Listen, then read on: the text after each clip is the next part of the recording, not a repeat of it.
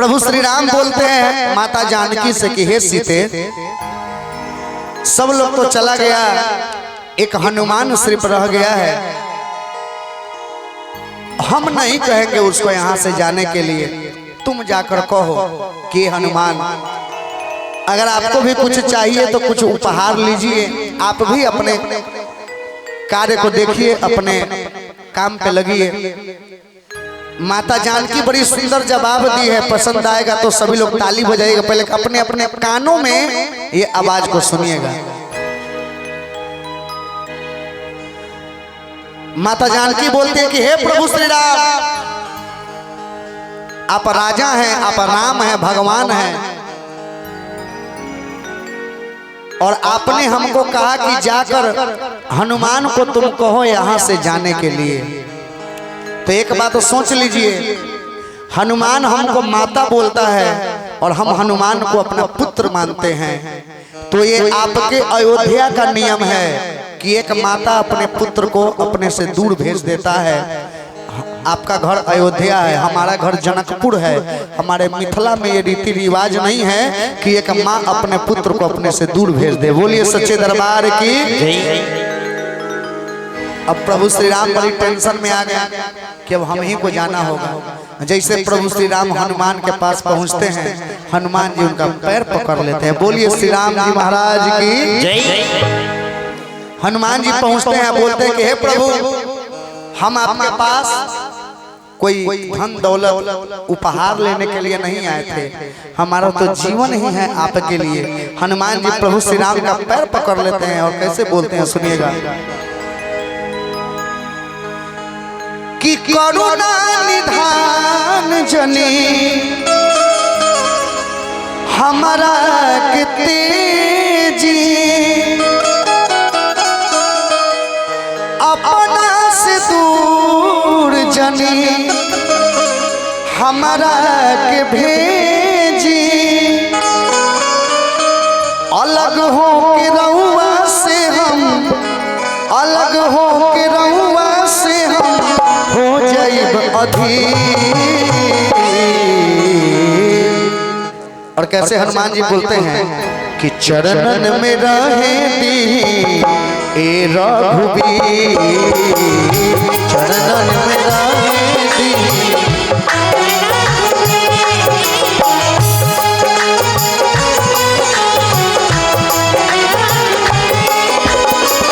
अलग हो के रहुआ से हम, अलग हो के रहुआ से हम हो जाइब अधीर। चरणन में रहे दी ए रघुबीर, चरणन में रहे दी ए रघुबीर।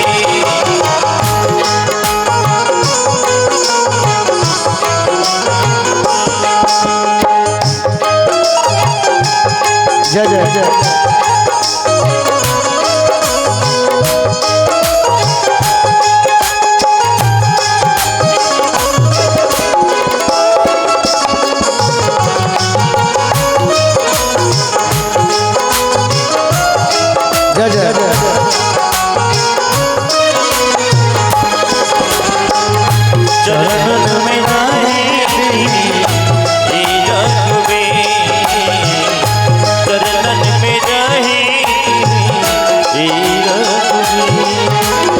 हनुमान जी कहता है करुणा निधान जनी हमारा के तेजी,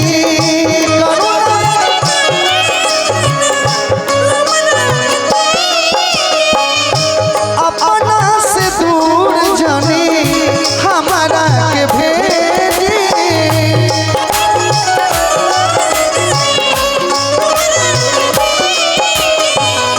दास बन के सेवा करो,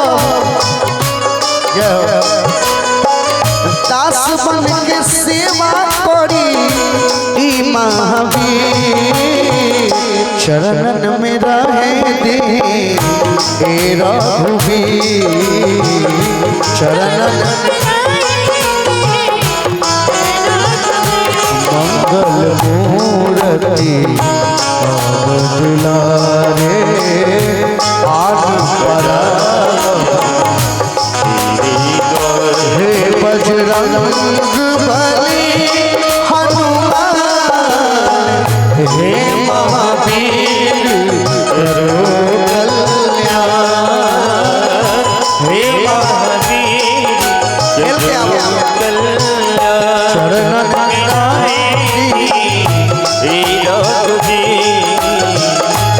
चरणन में रहे हे रघुवीर।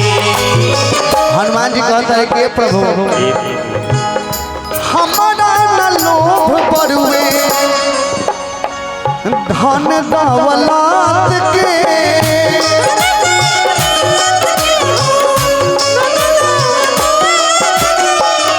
हमारा न लोभ बरुए धन दौलत के, हम तो भूखाइल बानी रौरे सुरात के।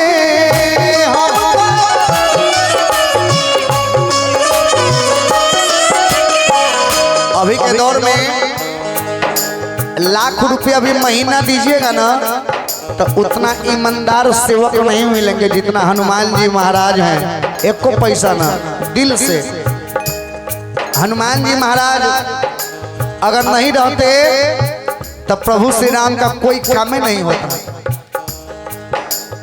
जब इंद्रजीत ने अपने शक्तिमान चलाया तो लक्ष्मण जी तो प्राण समझिए त्यागी दिए, और हनुमान जी महाराज बल के साथ बुद्धि के भी ज्ञाता है।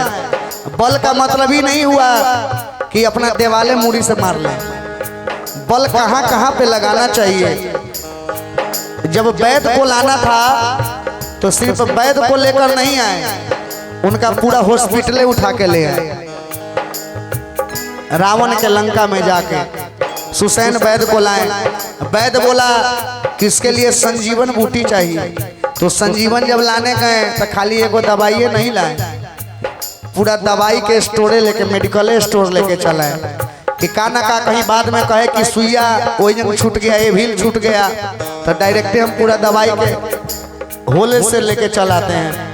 उसके बाद कब कहाँ पे बल का प्रयोग करना है, कैसे करना है, हनुमान जी को इसलिए कहा जाता है बल बुद्धि विद्या के ज्ञाता है हनुमान जी महाराज। और खास करके सभी देवी देवता का विसर्जन हो सकता है, एकमात्र कलयुग में हनुमान जी ऐसे देवता है जिसका कभी विसर्जन नहीं होता है।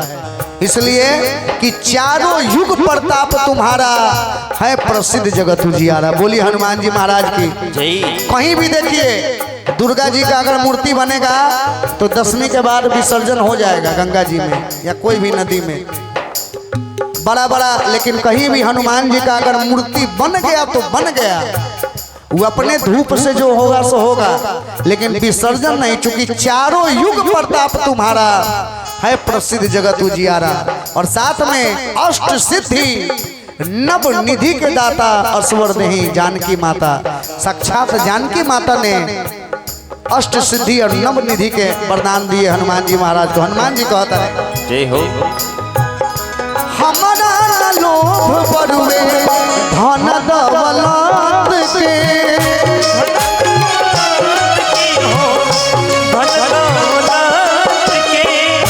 हम तो भूखाइल बानी रौरे सुरात के।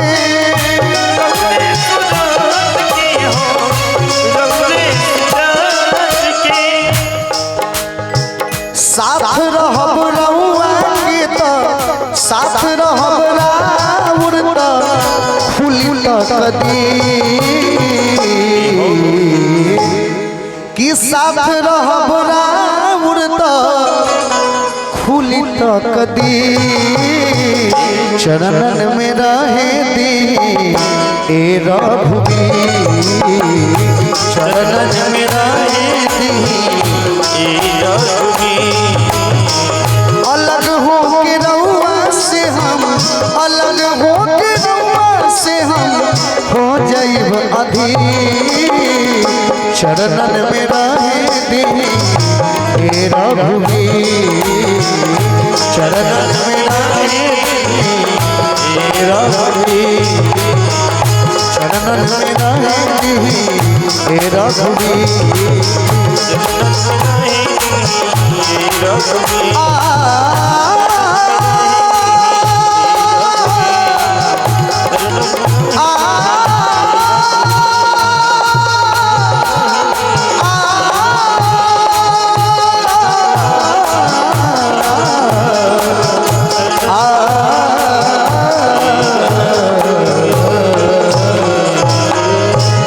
बोलिए सियावर रामचंद्र भगवान की जय। बोलिए हनुमान जी महाराज की जय। एक जोरदार ताली हनुमान जी के लिए बजा दीजिए।